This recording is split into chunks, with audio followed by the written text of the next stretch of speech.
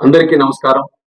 అయ్యప్ప స్వామి భక్తులు ముఖ్యంగా మన దక్షిణాది రాష్ట్రాల నుండి ఈ సమయంలో పెద్ద ఎత్తున మాల ధరించి పవిత్ర దీక్ష చేపట్టి శబరిమల వెళ్లి ఆ స్వామి వారిని దర్శనం చేసుకుంటారు. కిందటి సంవత్సరం కేంద్ర మంత్రిగా నేను బాధ్యతలు స్వీకరించిన తర్వాత విమానంలో ప్రయాణం చేసే అయ్యప్ప స్వామి భక్తుల సమస్యలు నా దృష్టికి వచ్చాయి. వెంటనే భక్తుల సౌకర్యార్థం మా సెక్యూరిటీ రూల్స్ లో మార్పులు చేసి విరుముడి నేరుగా తమతో పాటు తీసుకుని వెళ్లే విధానం, ఆ మార్పులు మేము తీసుకొని వచ్చాం.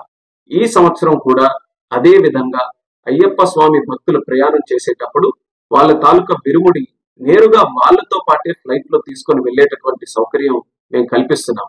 ఇది తక్షణం ఈ రోజు నుండి జనవరి 20 తేదీ వరకు అమల్లో ఉంటుంది.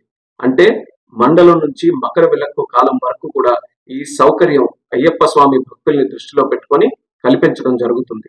ఈ కూటమి ప్రభుత్వం దేశ ఆచార సాంప్రదాయాలకు, భక్తుల మనోభావాలకు అత్యంత ప్రాధాన్యతనిస్తుంది.